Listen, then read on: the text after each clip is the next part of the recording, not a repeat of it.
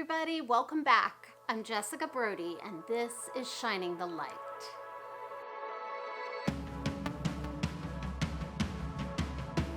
To everybody who knew me when I was younger, really sorry. Because when I was young, I was a major tightwad. I mean, super frugal, the kind of person who would just hold my money so tight in my fist, not possibly ever thinking of I've never even possibly let it go. I'd save all my money in my piggy bank and later in my junior savings account. And anybody who ever thought, oh, Jessica has a little extra cash, maybe I'll ask her, she's nice.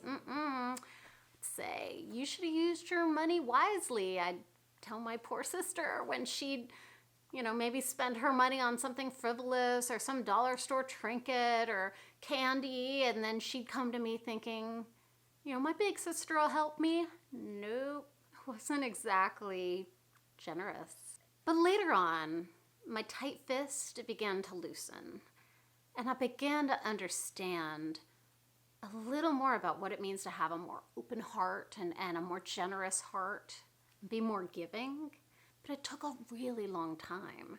And I'll tell you, I knew I really cared for someone when I'd spend some of my hard-earned money on them, whether that meant treating them to lunch or getting them a little gift. A big shift happened when I began to give $1 to the homeless guys who'd approached my car. I began to soften. In his Sermon on the Mount, Jesus told the crowds, "Do not store up for yourselves treasures on earth, where moths and vermin destroy and where thieves break in and steal. But store up for yourselves treasures in heaven, where moths and vermin do not destroy and where thieves do not break in and steal. For where your treasure is, there your heart will be also." But see, back then, before my heart began to soften, I guess my treasure was me. See, I didn't trust that God would provide. I thought that it was all on my shoulders, that anything that would happen in my life was dependent on me. I thought that I had to make my own way and fill my own cup to take care of me because nobody else would. Jessica came first, and then everybody else. But somewhere along the line, I began to realize that I am not an island all by myself. I was part of a family, a community, a town, a people. And as my faith deepened, I realized that my family was so much more than my mom and dad or my sister or my cousins. My family was all Christians everywhere, not just current believers, but potential believers. My sphere widened. I began to realize that if I loved God and my job was to love others, others meant everybody. And that meant not worrying so much about me and my needs and taking care of Jessica. It meant taking care of other people too. That understanding, it began to work its seed of generosity in my heart. And I began to soften, and I began to deepen, and I began to grow. And my former tightwad status began to just drift away like fog on an autumn morning. I learned that the real blessing was to give without ever expecting anything in return. In the Gospel of Mark, there's a really touching story about a widow who gave everything she had. I mean, it was everything she had to live on in.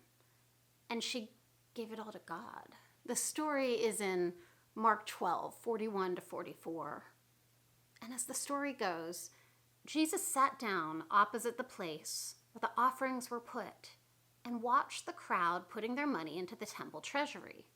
Many rich people threw in large amounts, but a poor widow came and put in 2 very small copper coins worth only a few cents.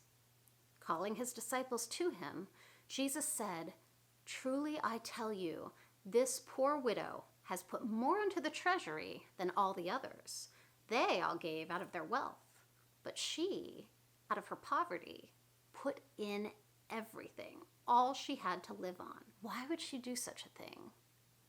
Had she given up on life? Did she think her extravagant gift would attract attention?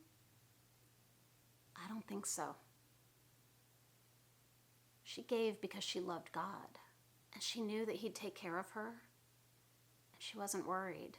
I think she gave out of an abundance of the heart.